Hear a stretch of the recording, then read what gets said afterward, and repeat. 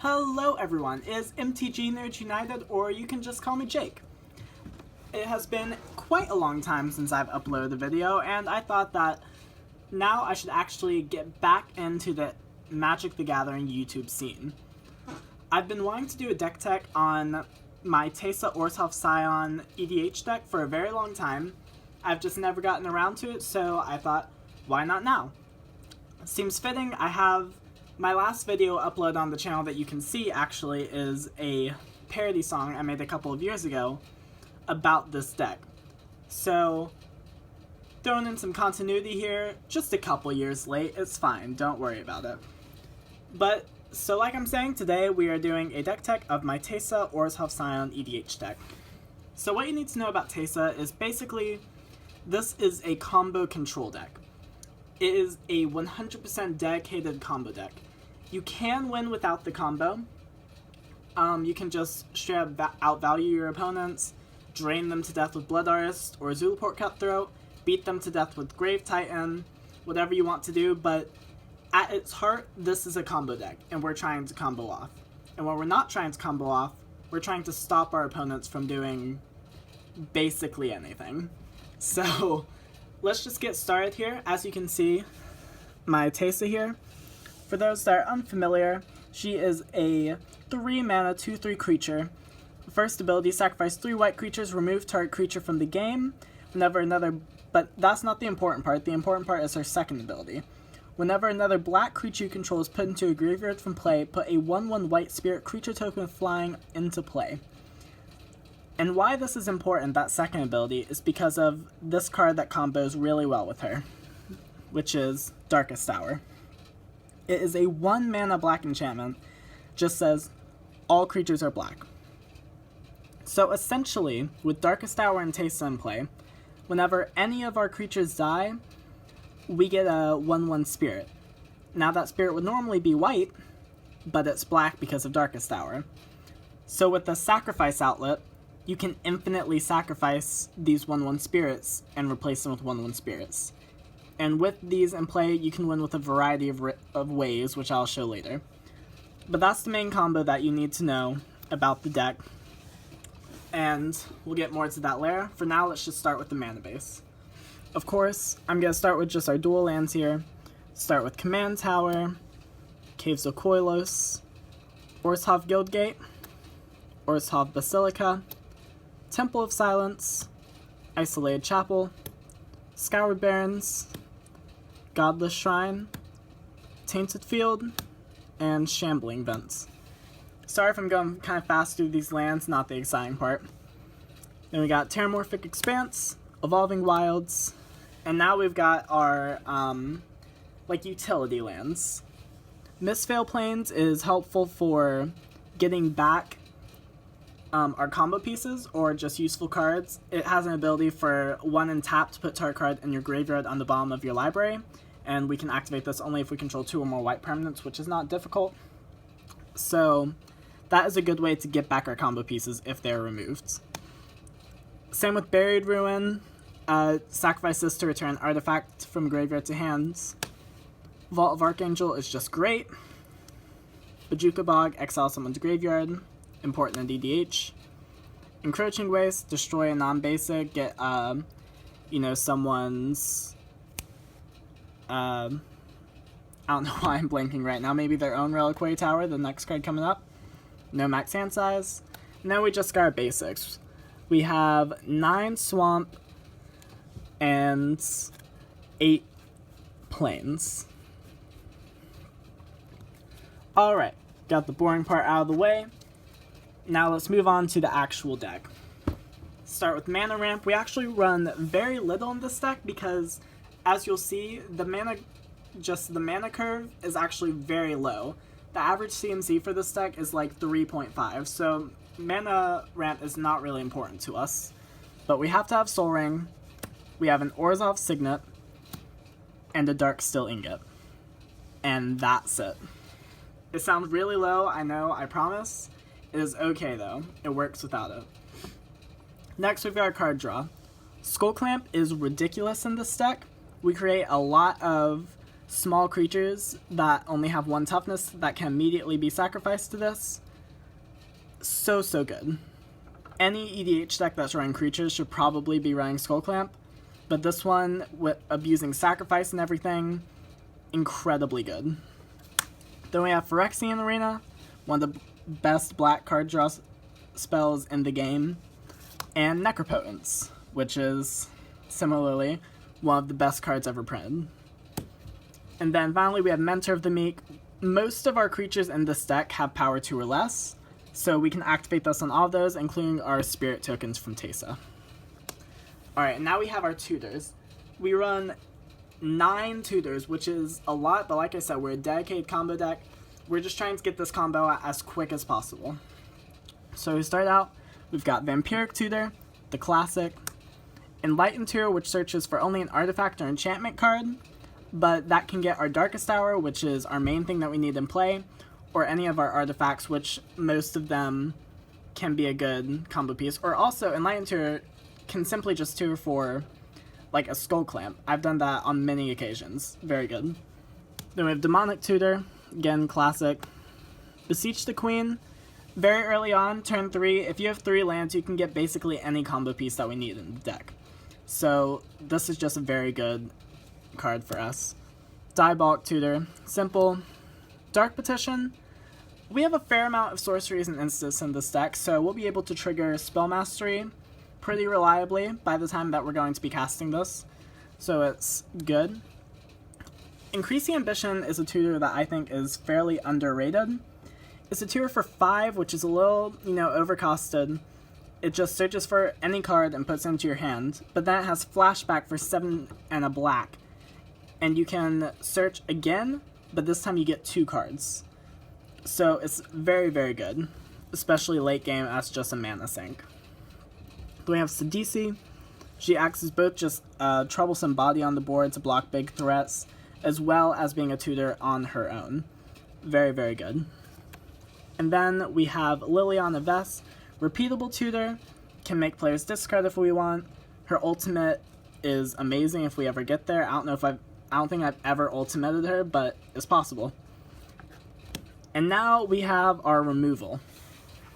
This is going single target into Wraths. We run a whole lot of removal in this deck because, like I said, we're a control deck, so when we're not comboing off, we're going to be stopping other people from doing their game plan. So we have Swords to Plowshare, Mortify, Anguished Unmaking, one of the best spells for EDH in a while, especially for black-white, amazing.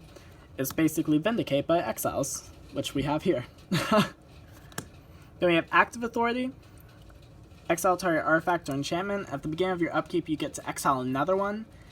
I love this card.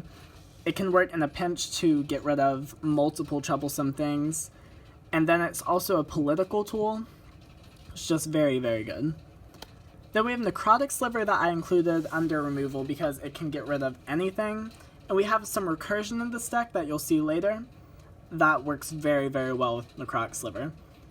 Reanimating a Necrotic Sliver to blow up a thing, again, is just disgusting. Pro tip, Necrotic Sliver and Sun Titan, good combination.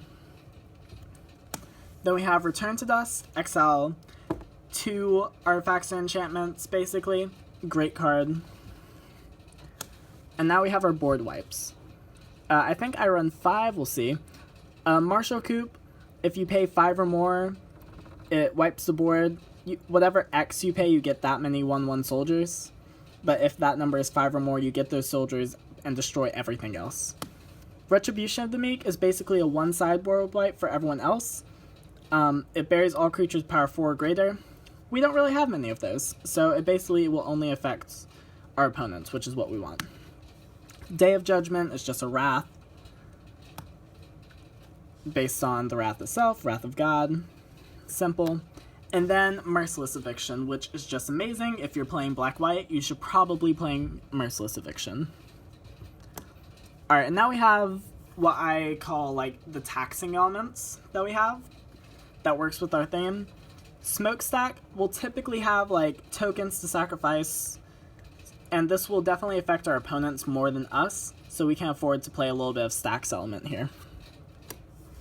Then we have Grave Pact. We actually run 3 Grave Pact effects, so whenever one of our creature dies, our opponents will have to sacrifice a creature. We have Grave Pact and Dictate of Erebos, which do the same thing. And then we have Martyr's Bond, which essentially does the same thing, but works for all permanents.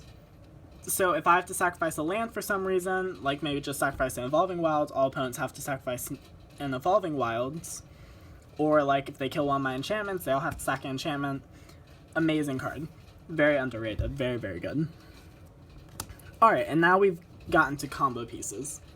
So, I'll have to explain, well, this one in particular. Nim Deathmantle is a combo separate from Darkest Hour. It is a 2-mana equipment that has an ability that says whenever a non-token creature is put into your graveyard from the battlefield, you may pay 4. If you do, return that card to a battlefield and attach Nim Deathmantle to it. And this card is important. I did not order well for this, because it combos with Ashnod's Altar, which everyone should be familiar with. 3-mana artifact, 0 sacrifice a creature to add 2 colorless mana. So basically, how this combo works is any creature that, we have multiple creatures in our deck that when it enters, it makes 2 or more tokens. And with that, if a creature enters and it makes 2 tokens, you can sacrifice the 2 tokens to Ashnod's Altar, that's 4 mana, and then the creature itself for 2 more mana, and immediately equip Nim Deathmail using the 4 floating mana.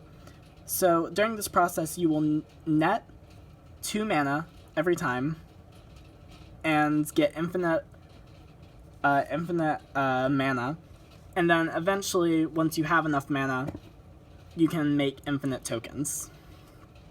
So that is an alternate win con from the main combo. Now we have our sacrifice outlets, which is the main part for Darkest Hour. We have a few. Ashnod's Altar is one, probably the best one. We have Viscera Seer, can help you get through the deck, and also is just a 1-mana sacrifice outlet, very good. Altar of Dementia is a win condition. When you sacrifice a creature with it, target player puts the number of cards equal to that creature's power from top of his or her graveyard into his or her library into his or her graveyard. This is one way to kill our opponents with Darkest Hour. And then Blasting Station, which is probably the easiest way to kill people with the combo, is a 3-mana artifact. You tap it, sacrifice a creature, and have it ping a player or creature. And then whenever a creature comes into play, you may untap Blasting Station. So you sacrifice the spirit that you make, you shoot either their face or a creature, and then we get another spirit, and it untaps.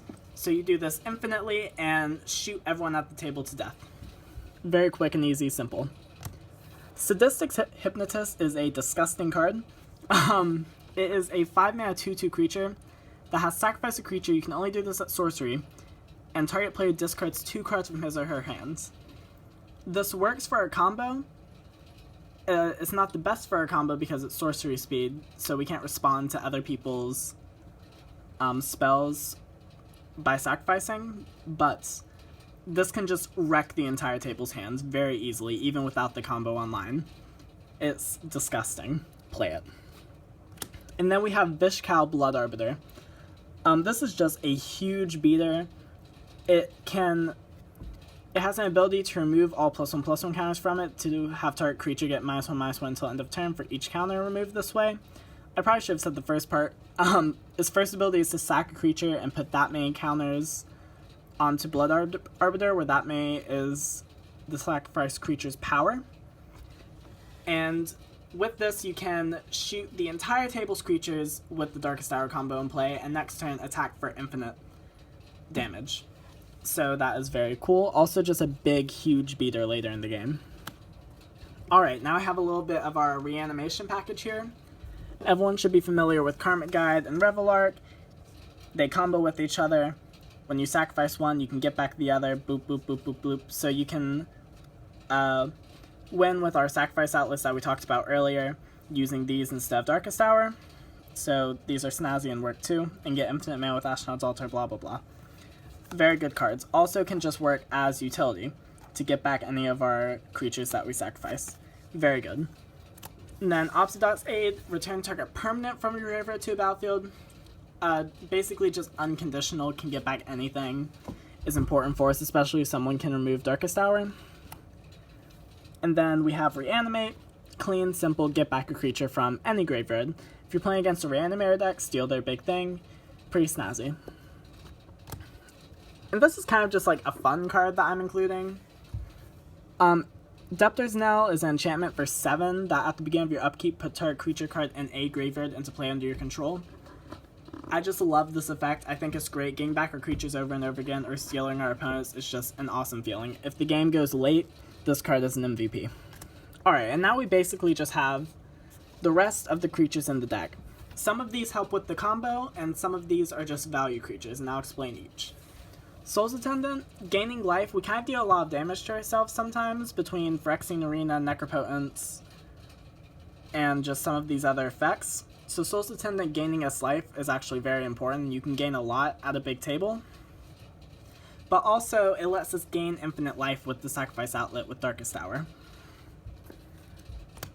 Zulaport Cutthroat and Blood Artist both essentially do the same thing. Whenever another creature I control dies, each opponent loses 1 life and I gain a life. Or with Blood Artist, it's target player. Basically with this with the Sacrifice Outlet and Darkest Hour, we can drain all of our opponents to death. Suture Priest essentially does the same job as Soul's Attendant does. Also, it shuts off other decks that are looking to win through infinite creatures, because whenever a creature enters the battlefield under opponent's control, they lose a life. Bloodghast is just a utility creature. You can sacrifice it just for value over and over again with Skull Clamp or other things like that. Same with Reassembling Skeleton. Can return it to a battlefield for just 2 mana. So great card. Nether Traitor, similar to Blood Artist, just utility. Ophiomancer is a really annoying creature for opponents. It's a 2/2 for 3, and at the beginning of your upkeep, you get a 1/1 black snake with Death Touch if you don't already control one. Just having a 1/1 Death Toucher on the battlefield, like, at all times is so good. It's really disgusting, actually. Like, it's kind of underrated. Twilight Drover is a really interesting card.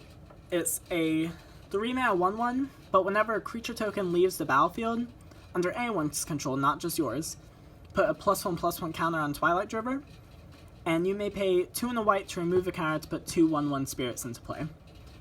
So, with the Darkest Hour combo, this creature can get infinitely large, and if you have infinite mana, you can make infinite tokens. Actually, we can't make infinite colored, unfortunately, in our deck, so you can't do that, but can make him huge, and he also can be just a good value piece. Pawn of Ulamog, basically whenever him or another of our creatures die, we get a 0/1 Eldrazi spawn. Very good. Marsh Flitter is one of our combos with the Ashnod's Altar Nim Deathmail combo. He creates 2 1/1 black goblin creatures when he enters the battlefield. These are very good with Teysa, sacrificing them. We'll get a 1/1 spirit for each. And also, it does that combo like stated before. Sanguine Autocrat, basically same thing. He's a 2/2, we get 3 0/1 serfs when he enters. Good blockers, and works with combo. Divinity of Pride is just a sweet card. It's a 4/4 flying lifelink, except it gets +4/+4 if we have 25 or more life. This is just an 8/8 flying lifelink beater that can kind of just be disgusting. And some, like, if they don't have removal, this will just beat people in the face to death. Endrek Sahr is interesting. Whenever we cast a creature, we get a 1/1 Thrall equal to that creature's CMC. If we control 7 or more, we have to sack him. So this can just make lots of dudes for sacrificing and value with Teysa and all of that. Very good card. Archon of Justice is a value card that we'll want to sacrifice and reanimate. It's a 4/4 flyer for 5, and when it dies, we exile something. Repeated Vindicate, amazing. Cloudgoat Ranger makes 3 1/1 white creatures when it enters, so we can immediately swords something with Teysa, which is great. And also, like I said, works with the combo. Grave Titan is just a huge beater on its own. Basically, we get 10 power worth of creatures just by casting it. But it works with Nim Death Melancholy. We can just beat people to death with it. Very, very good. Sun Titan reanimates basically everything in our deck, so it's super valuable to us. Incredibly good. Can't understate it. And finally, the last card in the deck, the most important card in the deck, Foil Vampire Nighthawk. For value. In all honesty, Vampire Nighthawk is just one of my absolute favorite cards, and my friends, as a joke, bought me this Foil Vampire Nighthawk and said you should put in your Teysa deck, so I removed a tutor to put in Vampire Nighthawk. That's how much I love this card. It's not good in this deck, I know it's not good in this deck, but I'm going to play it anyways. If you are building this deck or something similar, I would recommend, you know, another tutor or just another value creature in here in place of Vampire Nighthawk. But for me, I'm going to run my baby. Plus, look at this foiling. It's pretty gorgeous. Well, alright guys. Thank you for watching this video. I hope you enjoyed my Teysa Orzhov Scion deck tech. I should be back with more videos for you guys soon. I will be doing a deck tech of my version of Jeskai Saheeli, which, you know, is nothing new. I know it is taking over the standard metagame right now, but nonetheless is what I'm running, so I'll be showing you guys that soon. And in the near future, I will be showing you my Arcanist the Omnipotent EDH deck. But for now, thank you guys for watching. This has been Jake from MTG Nerds United. Make sure to like, comment, subscribe, all that if you haven't already. And yeah, I'll see you guys next time.